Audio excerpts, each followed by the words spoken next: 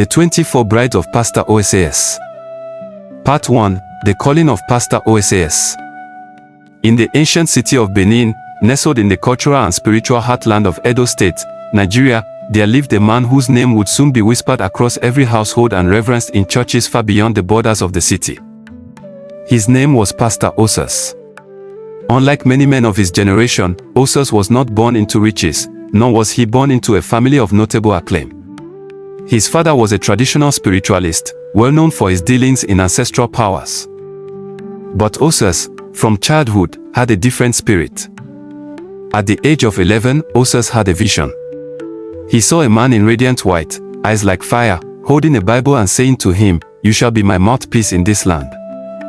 From that day, the boy OSAS rejected the ancestral path his family had known. He turned his father's shrine into a prayer ground and began preaching to children, teenagers, and anyone who would listen. They called him strange, mocked him, and some even stoned him for blaspheming the gods of their land. But OSAS pressed on. His heart burned for God, and he pursued the call with every fiber of his being. As years passed, OSAS built a small wooden church on a rented piece of land in Ekpoba Hill. That church soon became a hub of revival. The sick were healed, demons were cast out, and souls turned to Christ in hundreds. His fame grew, but so did his humility. His messages were simple, fiery, and filled with power. People began to call him the Oracle of Benin. But Pastor OSAS would always say, "I be just servant. Not Jesus be the real oracle." Part 2. The Revelation on the Mountain.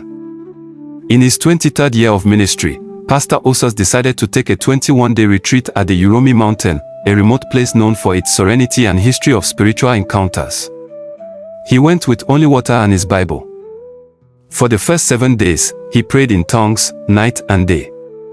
On the 14th day, as he knelt on the rocky slope under the pale moonlight, a thunderous voice filled the sky. "OSAS, my son." He trembled. "Yes, Lord. You have served me faithfully. Now hear this, take unto yourself 24 brides, for I will multiply my covenant through them." OSAS was shaken. "24 brides, Lord." The voice said no more. Silence filled the air.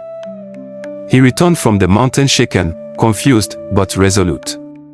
If God had spoken, then obedience was the only response.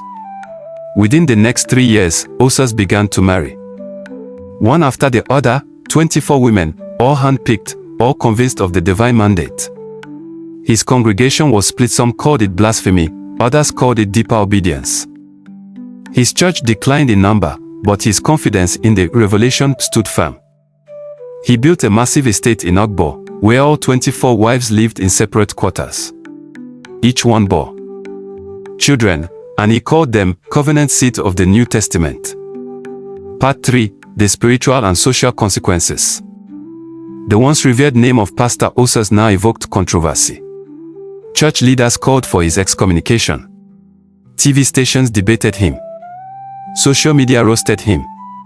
How can a man of God marry 24 women? Many asked. But Pastor OSAS stood by what he heard. "I did not call myself," he would say. "The same God who sent Moses, who told Hosea to marry a harlot, has asked me to do this strange thing." Stranger still, miracles still happened. The blind saw, the deaf heard. But a shadow loomed over his soul. The weight of 24 wives, the strain of managing a household that looked more like a nation, began to take its toll. OSAS grew weak. His sermons shortened. His prayer life faded. Part 4. The Sickness that Broke the Mighty. One Monday morning, OSAS collapsed in his prayer room. Doctors came from UBTH, specialists flew in from Lagos. No sickness was found, yet he grew weaker each day. His wives fasted, prayed, and prophesied, but nothing changed. People whispered, "Maybe it's punishment. Maybe no spiritual warrior." His eyes sank, his voice trembled. He was now a shadow of the roaring lion he once was. Part 5. The Rising of a Young Prophet. In the heart of Benin, a young pastor named Emmanuel had just planted a small church called Wellspring of Glory. He was unknown, prayerful, and full of zeal. One night, Emmanuel had a dream. He saw a giant tree with 24 branches, each leaking water onto dry soil. But suddenly, the tree began to wither. The next morning, the Spirit of God told him, "Go to Pastor Osas. Tell him, I am displeased." Trembling, the young pastor sought out the estate. At first, the guards resisted, but one of the wives recognized him from his crusade and let him in. Part 6, The Confrontation. The room was dark. Pastor Osas lay on a mat, frail and tired. "Man of God," Emmanuel said, kneeling. Osas opened his eyes. "What brings you here?" "God is angry with you," Emmanuel whispered. Osas struggled to sit. "Why?" "Because you married 24 wives," Emmanuel replied. Osas blinked. "But that was the revelation I received on the mountain." Emmanuel bowed his head. "Sir, the 24 brides were not women. The Lord said you were to plant 24 church branches, 24 spiritual brides across 24 states. You misinterpreted the vision." Silence. Then, tears. Osas began to cry, chest heaving with regret.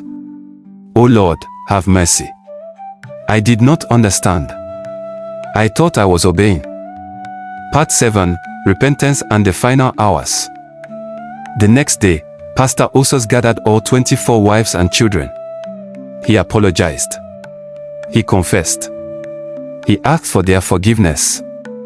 Many wept. Some embraced him. Some stood in silence. Emmanuel led a prayer of mercy and healing.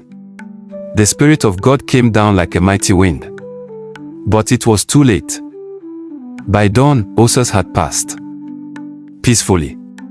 Smiling. Part 8, The Legacy and the Lesson. His funeral shook Benin. Thousands came. The wives, now women of prayer, carried on the work he started. Emmanuel established 24 churches across Nigeria in honor of the true revelation. Each church bore the name Bride of Christ Assembly. To this day, the story of Pastor Osas is told in churches, schools, and crusades. As a lesson. As a warning. As a reminder that the voice of God is real, but so is the need for interpretation. Dreams are not always literal. Visions need spiritual discernment. And above all, obedience is not just about doing, it is about understanding. So, whenever you dream, pray for wisdom. Lest you marry 24 brides when God meant 24 churches.